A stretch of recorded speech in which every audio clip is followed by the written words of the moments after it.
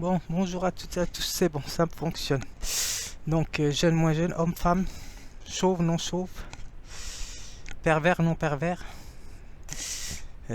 sage, non sage. Alors, j'espère que vous allez bien. Alors, j'ai fait un texte là, j'ai un texte poétique à partir d'une interprétation que je vais faire sur Spinoza. Donc, sur le texte de l'éthique, bien sûr. Alors, on va dire l'interprétation, je vais la surnommer réciprocité, à partir de mon concept des découvertes et des plagiats. Donc, Spinoza, c'est un génie, il n'y a rien à dire. Alors, donc, j'ai fait un petit croquis d'ailleurs sur la réciprocité. Pour moi, la réciprocité, c'est une vase communicante. Donc voilà. Je vais le refaire d'ailleurs, le croquis vite fait. Alors, réciprocité. Je vais vous donner la définition. Je vais vous montrer quelques dessins que j'ai fait déjà. Que j'avais fait hier. J'ai pas terminé, je vais les terminer. La réciprocité, c'est... Tac, ça donne ça quoi.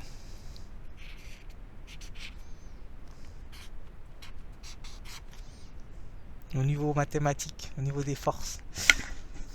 Donc voilà, hop. On va dire que ça donne ça, ouais. Ça doit donner ça, les réciprocités. Base communicante, c'est ça, hop. Donc ça doit donner ça. Hop, on va faire comme ça.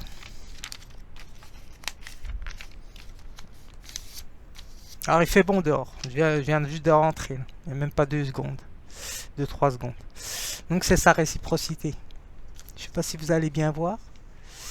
Pour moi c'est sa réciprocité. Hop. Voilà. C'est ça une réciprocité. Donc c'est un petit croquis que j'ai fait. Donc alors, à partir de la quatrième partie de l'éthique, on va dire. Ouais.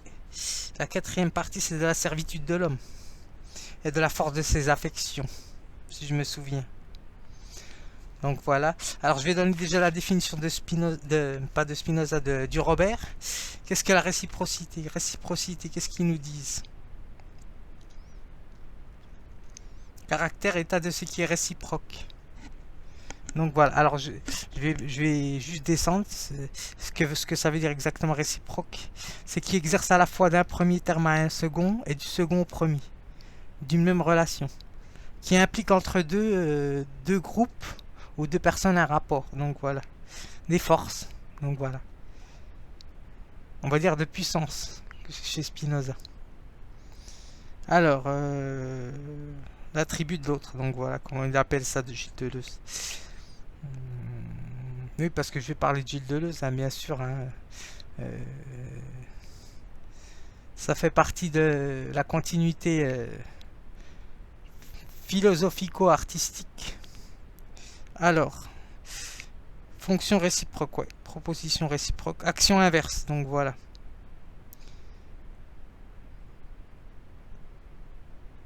Ce qui peut entraîner normalement le but de la réciprocité, c'est d'avoir un échange à l'amiable, par exemple.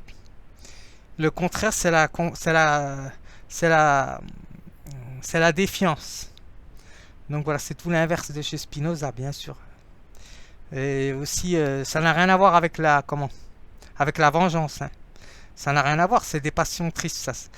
Déjà, le fait d'écrire sur ça, c'est que déjà la personne est déjà dans une passion triste. Spinoza dirait, elle est dans un rapport, elle côtoie un peu la tristesse. Parce que le livre de Spinoza, c'est un livre de joie. Hein. Le but, c'est la béatitude, par exemple. Donc si je prends littéralement au mot près ce que dit Spinoza, il écrit l'éthique, c'est c'est un livre de joie. Donc voilà, comme disait Deleuze. Alors la revanche, ça n'a rien à voir. La revanche, on va dire la revanche, ça permet d'accepter par exemple un battle en danse. C'est ça qu'on appelle la revanche. ou le défi, parce qu'il y avait un film sur le défi, sur la danse. Alors la revanche c'est on va dire un genre de battle qui permet de réconcilier les deux adversaires de danse. Donc voilà.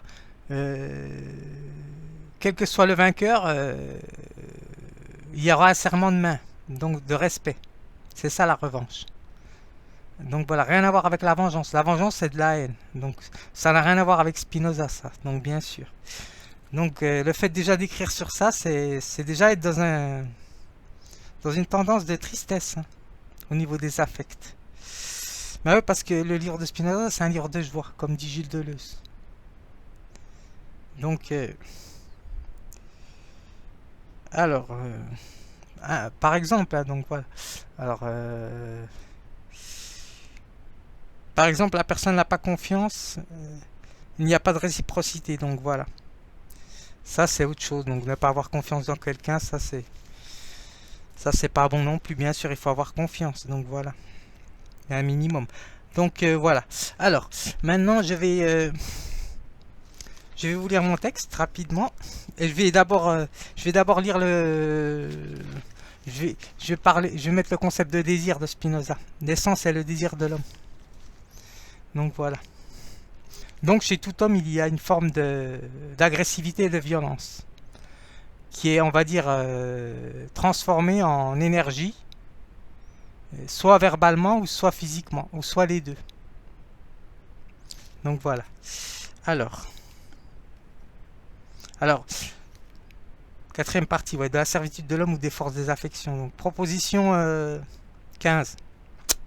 Alors, un désir qui naît de la connaissance, vrai du bon et du mauvais, peut être éteint ou réduite par beaucoup d'autres désirs, naissant des affections par lesquelles nous sommes dominés. Donc voilà, c'est de la réciprocité, ça.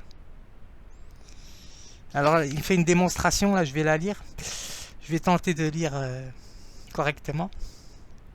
Alors, démonstration de la connaissance vraie du bon et du mauvais, en tant qu'elle est une affection, n'est nécessairement d'un désir. Et il est d'autant plus grand que l'affection d'où il naît est plus grande, puisque cependant ce désir naît de ce que nous connaissons quelque chose vraiment. Il se forme donc en nous en tant que nous agissons, et doit ainsi être connu par notre essence seule. Conséquemment, sa force et sa croissance doivent être définies par la seule puissance de l'homme. Maintenant, les désirs qui naissent des affections par lesquelles nous sommes dominés sont aussi d'autant plus grands que ces affections seront plus violentes. Par suite, leur force et leur croissance doivent être définies par la puissance des causes extérieures, qui, comparée à la nôtre, la surpasse indéfiniment. Par suite, les désirs qui naissent d'affections de cette sorte pourront être violents, que celui qui naît de la connaissance vraie, du bon et du mauvais, et par là pourront réduire ou éteindre ce dernier. Donc voilà, c'est de la réciprocité qui parle, et de la nature. Donc j'ai fait un texte à partir de ça, un petit texte poétique, à partir de la phrase proposition 15, que je vais redire. Un désir qui naît de la connaissance vraie du bon et du mauvais peut être éteint ou réduit par beaucoup d'autres désirs, naissant des affections par lesquelles nous sommes dominés. Donc il parle de pouvoir, donc voilà. Donc on va dire c'est les passions des richesses, du pouvoir et de la reconnaissance qui parlent. Donc j'ai fait un petit texte sur la réciprocité sur ça. Parce que comme c'est très complexe Spinoza, donc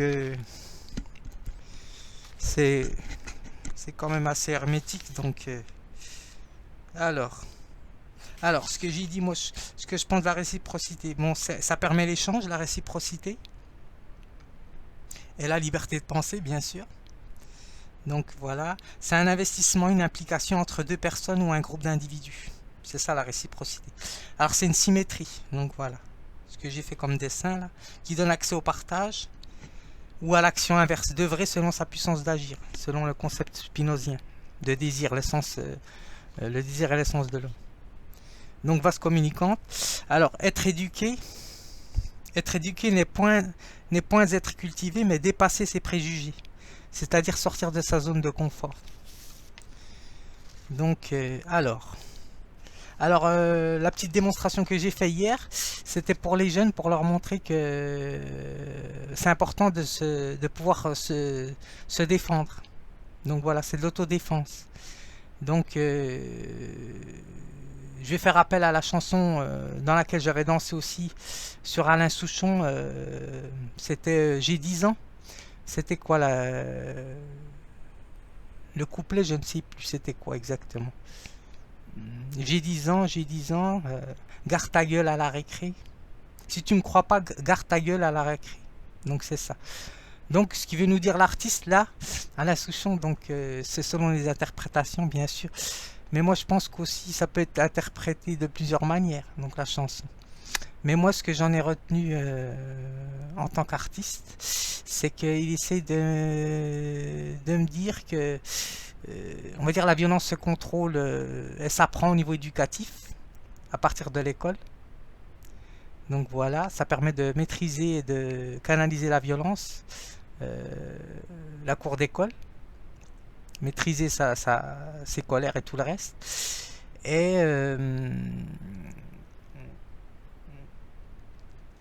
ça peut dire aussi autre chose aussi, ça peut dire aussi la réciprocité, ça veut dire essayer de trouver un terrain d'entente. Ou la vengeance aussi, ça peut vouloir dire aussi la vengeance. Mais je pense pas qu'il ait voulu dire ça. Mais ça peut être interprété de plusieurs manières. Donc voilà, selon le parcours de chacun. Donc voilà. Donc bon, pour moi c'est l'autodéfense bien sûr. Donc la réciprocité. Alors j'ai écrit, l'autodéfense permet de résister à une agression, par exemple. C'est-à-dire d'invoquer sa légitime défense. Ne pas avoir de défense, c'est être incapable de résister aux railleries, par exemple, verbales. C'est être sans défense.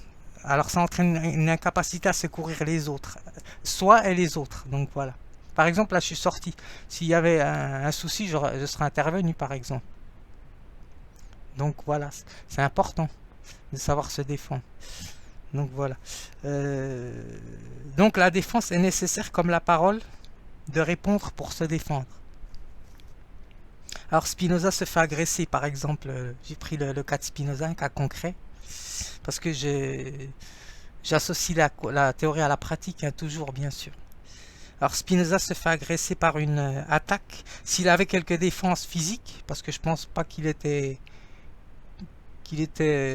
propice aux arts martiaux, quelque chose comme ça. Alors je relis, si Spinoza quand il s'est fait agresser par une attaque, s'il avait eu quelques défenses physiques, il aurait sans hésiter mis en pratique sa défense. Il aurait mis son concept en marche, hein, sa puissance d'agir pour se conserver. Donc voilà, l'autodéfense.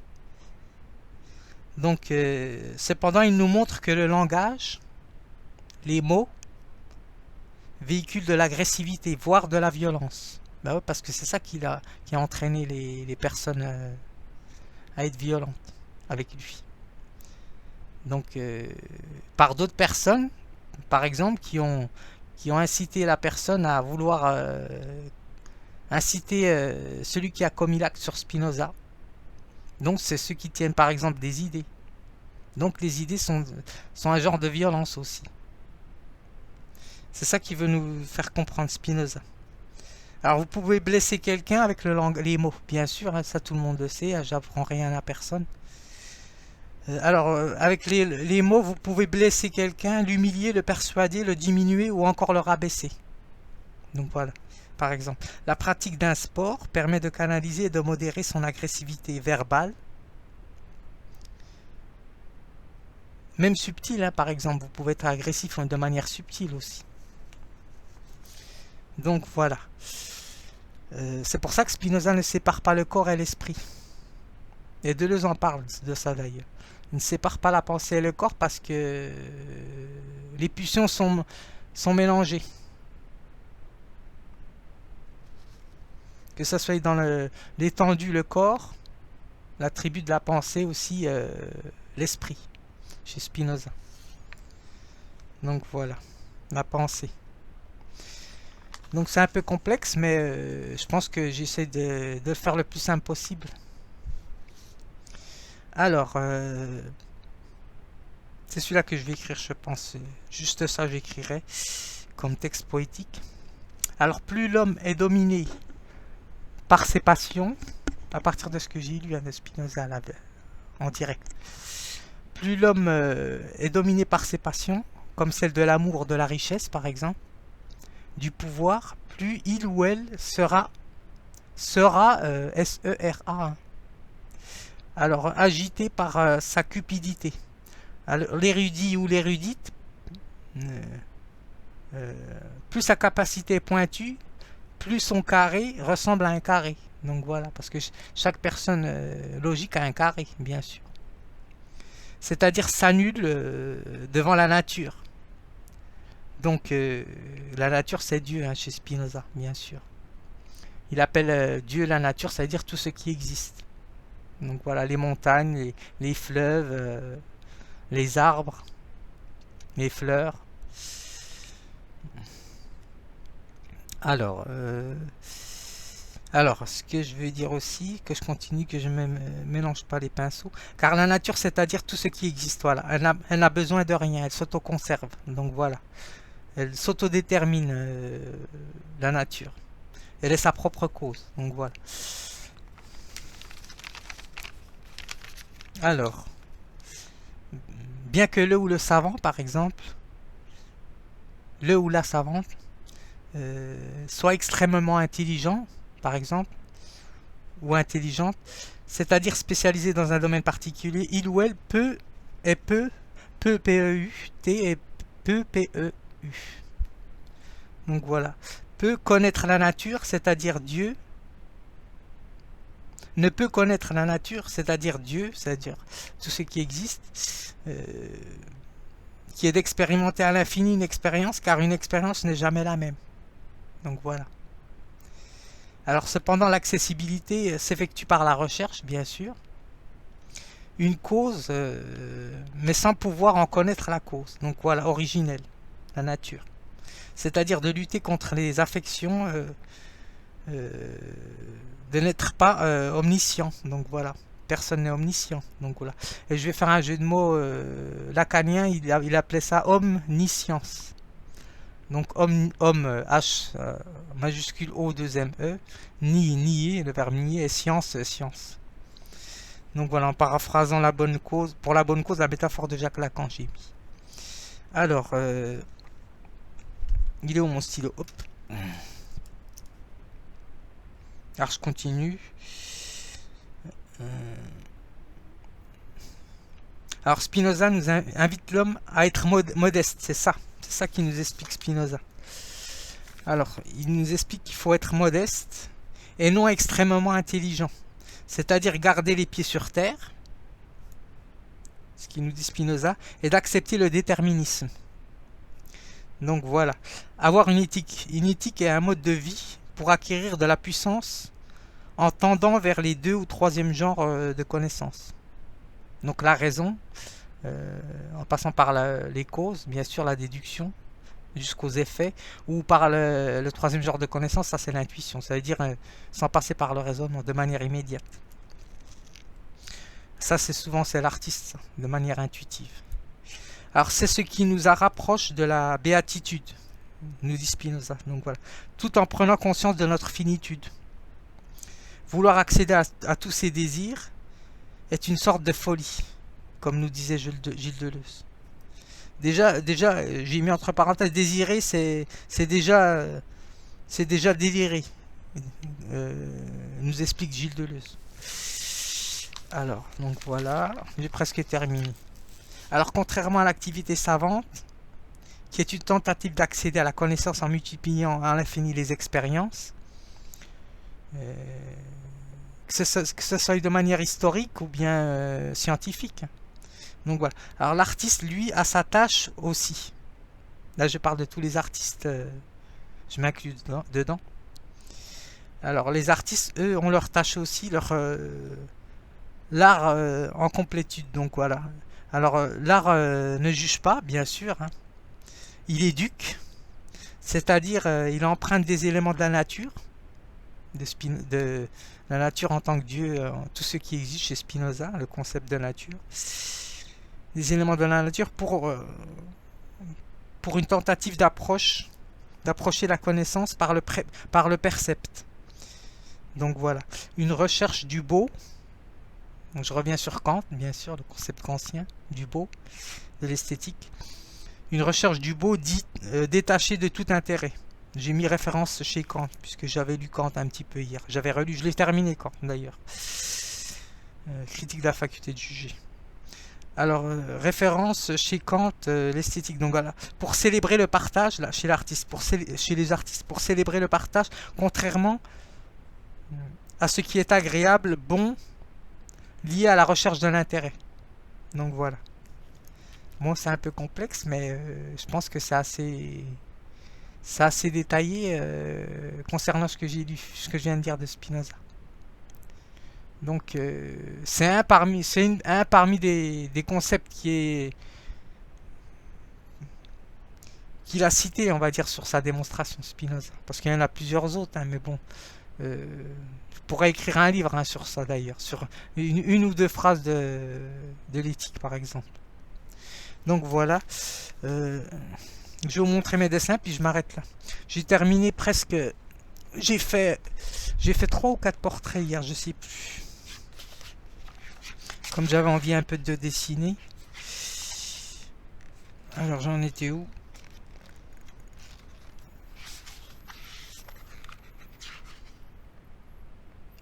Paulette Perrette, c'est une comment? C'est une actrice qui joue dans un polar, je crois, je ne sais plus. Je l'ai fait. Je sais plus si c'est un polar inside ou je ne sais plus.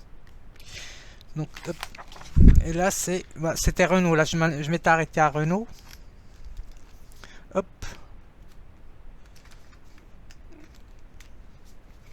Là, je vais les terminer après, quand je lancerai la vidéo. Pour pas faire une vidéo trop longue. Hop, là, c'est la jeune fille là, que j'ai fait, la dame. Comment elle s'appelle? Paulette Perrette. Voilà.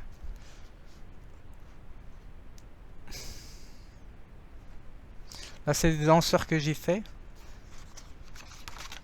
Attends, là, c'est plutôt Dalida que j'ai fait. Je vais tenter de faire Dalida. Hop.